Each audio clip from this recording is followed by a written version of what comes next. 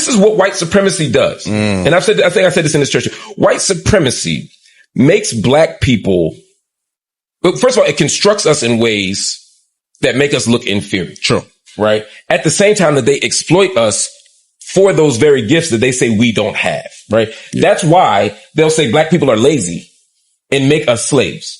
That's why they'll say black people are dirty and we'll clean their house. Think about the irony. They'll say black people are uncivilized and we've raised white people's children for centuries. For decades. Every single thing they say we're not, they know we are, and they exploit it. Black Americans were not allowed to learn how to read unless we would have our limbs chopped off. And that was because an educated mind cannot be enslaved. So the fact that our schools are in this condition in the inner cities and all throughout America and not a single candidate is talking about it is problematic to me. Another component, and this is the biggest issue that I think is facing Black America today, is father absence.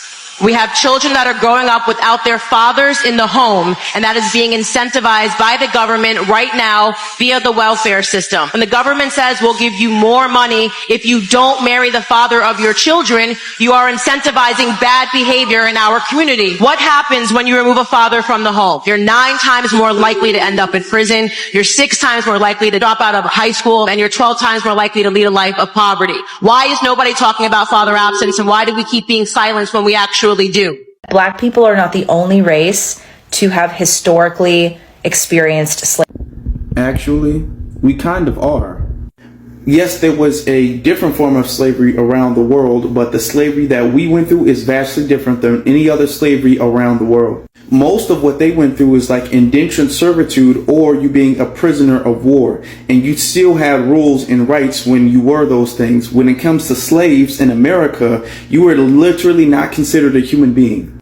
The whole ideology of you being a slave, you getting mutilated, you getting castrated, you getting burned alive, you getting your babies fed to alligators, and your children, if they grow up to live, will become slaves. That was completely new and very unique to America. So I would argue when we talk about slavery, yeah, we're the only people who've been through that. If you want to call that slavery, yeah, nobody else has been through that. Another thing, notice how they never make any comparisons to the Holocaust, but they do to slavery.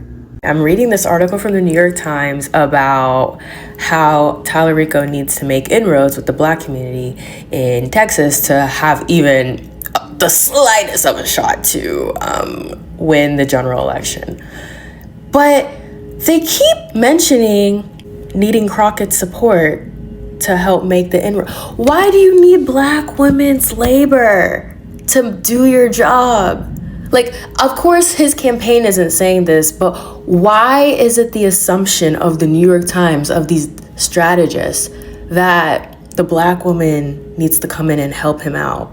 That's not her job. The campaign's job is to build that trust. The assumptions that Black women have to work for y'all to have any shot at progress is absolutely dehumanizing and really calls back to mammy stereotypes. Black women recorded the largest loss of jobs among any other racial or gender group here in these United States of America. And this is according to the U.S. Bureau of Labor Statistics. If you don't know, you need to go look it up. You need to Google it now. So while unemployment rates remained pretty steady at 4.2% overall, unemployment rates for Black women went from 5.1% to 6.1% in 1 month. There's been a total of 306,000 jobs lost by Black women since February. So you guys do the math. Let's figure out what's really going on. 350,000 Black women lost their job in the first 6 months of this year. But they talk about, the unemployment rate ticked up a little, but it doubled, almost doubled for Black people.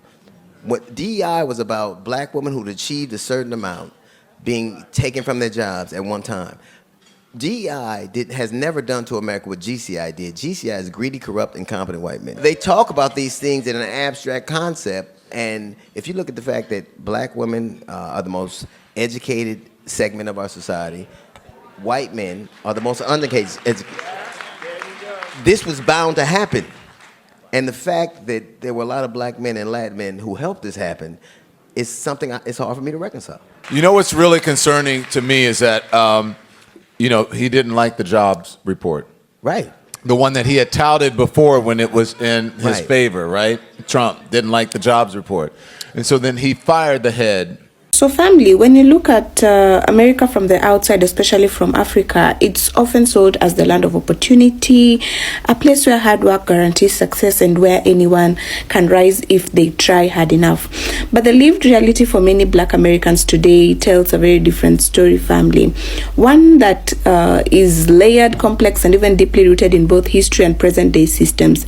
And the feeling of being stuck is not just about personal failure or lack of ambition, family. It's about structural pressure meeting everyday survival, and when those two collide, progress begins to feel impossible. Now, first, there is the issue of systemic inequality, what many will describe as the lingering effects of white supremacy, not always in its loud, obvious forms, but in quieter, more institutional ways. It shows up in who gets access to quality education, who gets hired or promoted, who gets fair housing, and who is constantly navigating barriers that others don't even see. Now, from an African perspective, family, it is striking because while Africa has its own challenges, the expectation in America is that these systems should have been resolved long ago. Yet, for many Black Americans, it feels like the playing field was never level to begin with, and in many ways still isn't. Then there is the economic reality, family. The cost of living in America has skyrocketed. Rent, healthcare, food, transportation, everything is expensive, but wages have not kept up in a way that allows people to breathe.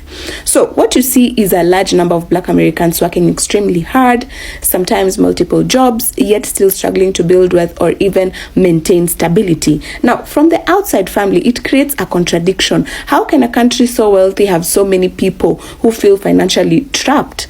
And the answer lies in how wealth is distributed and who has historically been excluded from accumulating it. Opportunities are another major factor, family. There's a narrative that America is full of endless opportunities, but access to those opportunities is not always equal. Networks, connections, generational wealth, and even geography play a huge role. And if you are starting from a place where your family has no financial cushion, where your community lacks investment, and where you are constantly navigating both subtle and overt bias, then every step forward requires significantly more effort. It's not just about working hard, it's about working against resistance. And then there is the emotional and psychological weight of all of this, family. Burnout is becoming very real. Imagine constantly striving, constantly adapting, constantly trying to prove your worth in spaces that may not fully value you, all while dealing with financial stress and societal pressure. Now, the kind of environment drains people. It creates a cycle where even when opportunities appear, the energy to pursue them is already depleted. And from an African perspective, family, this is one of the most overlooked parts of the conversations, because in many African cultures, community support helps absorb some of that pressure. But in the American system, family, individualism is emphasized, which means many people are carrying their burdens alone. And what's also important to understand is that this feeling of being stuck doesn't mean people are not trying. In fact, many Black Americans are highly educated, highly skilled, and deeply resilient. But resilience has limits, family. When systems, economics, and even social realities all push in the same direction, even the strongest individuals can feel like they are not moving forward. And that creates frustration, confusion, and even sometimes even hopelessness. And so from where I stand as an African observer, family, this moment in America feels like a turning point, because when large groups of people begin to feel stuck, it forces a deeper question. Is the system working the way it claims to? Or are people being asked to carry more than what is reasonable while receiving less than what is fair? And more importantly, family, what happens next? Does this lead to change, or does it deepen the divide? Because at the end of the day, family, this conversation is not just about Black Americans. It's about understanding how systems shape outcomes, how narratives can hide reality, and how important it is to listen to lived experiences rather than assumptions. And just maybe, family, by having honest conversations like this, we begin to see the full picture, not just the version that is often exported to the world.